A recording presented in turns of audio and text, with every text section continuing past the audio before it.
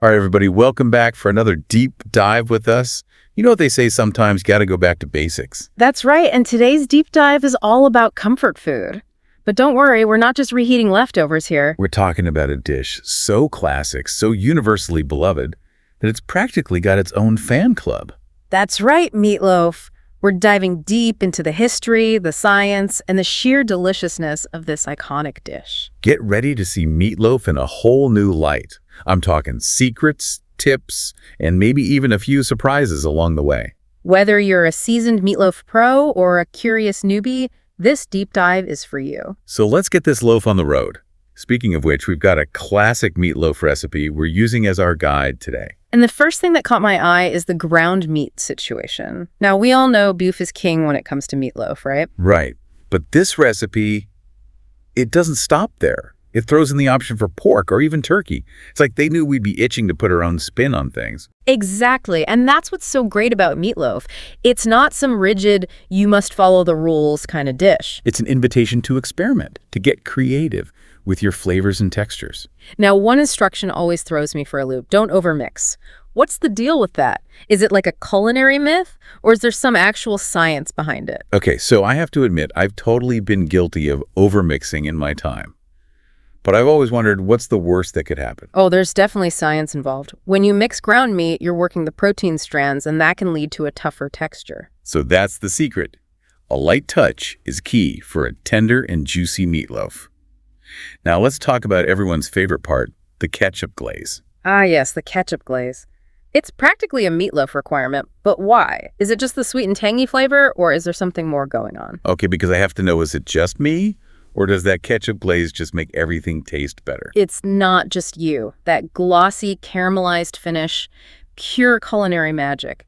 As the ketchup bakes, something really special happens. It's called the Maillard reaction. What reaction? The Maillard reaction. It's a fancy term for a chemical reaction between amino acids and sugars. Okay, so break it down for us. What does that mean for our taste buds? Basically, it creates hundreds of complex flavor compounds, giving you that irresistible savory, sweet, and slightly smoky depth. So you're telling me there's actual science behind why that ketchup glaze is so addictive? Mind blown. Science and deliciousness, all in one. Now, I gotta ask, the recipe calls for a loaf pan. But I've seen pictures of meatloaf baked freeform, just chilling on a baking sheet. What's the deal with that? That's a great question. It's really a matter of personal preference. A loaf pan gives you that classic shape and helps contain all those delicious juices. And keeps things neat and tidy, right? Exactly. But baking it freeform allows for more surface area to brown and crisp up. It's all about what you're looking for in your final product. More crispy edges or maximum moisture retention. Tough choices. Exactly. It's your meatloaf, your rules. Okay, so we've got our meat mixed gently, of course, glazed to perfection, and we're ready for the oven. But before we get too comfortable, we've got more ground to cover. Now let's talk mix-ins. This recipe calls for breadcrumbs, which, classic move. They add some bulk and help soak up the juices. Absolutely. Breadcrumbs are like the meatloaf's best friend. But it did get me thinking, could you swap those out for something else? Like, what if you wanted a gluten-free meatloaf? Or just wanted to try something a little different? Oh, for sure. Don't be afraid to get creative with your mix-ins. It's all about adding flavor and texture. So give us the inside scoop.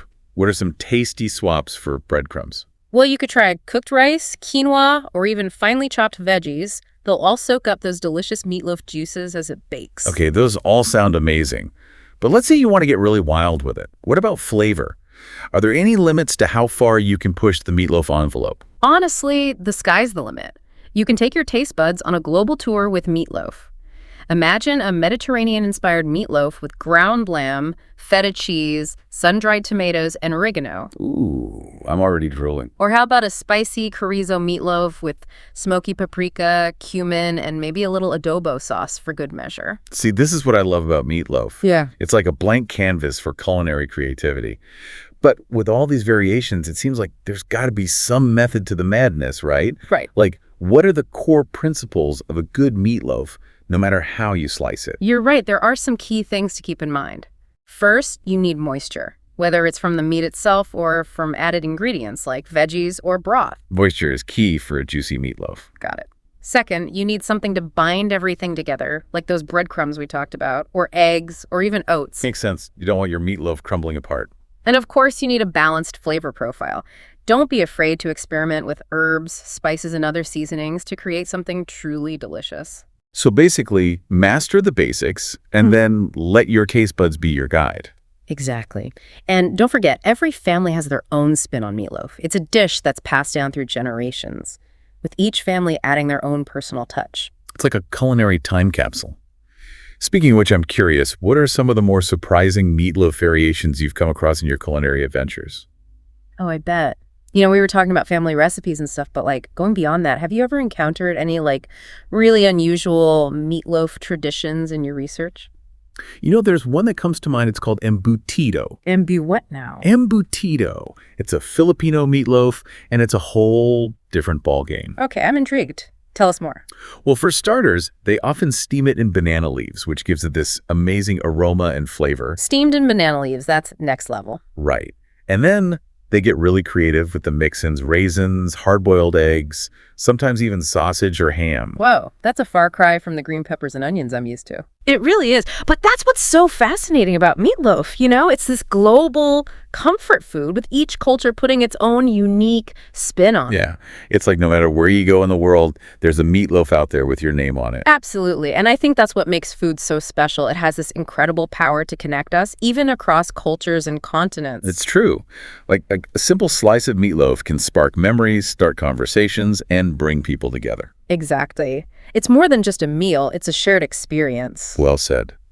So, to our listeners out there, next time you're craving comfort food, maybe give meatloaf a try. And don't be afraid to get creative. Try a new twist on an old classic, or even venture out and explore a global variation. Who knows, you might just discover your new favorite comfort food. Thanks for joining us on this meatloaf deep dive. It's been a real treat. My pleasure. Until next time.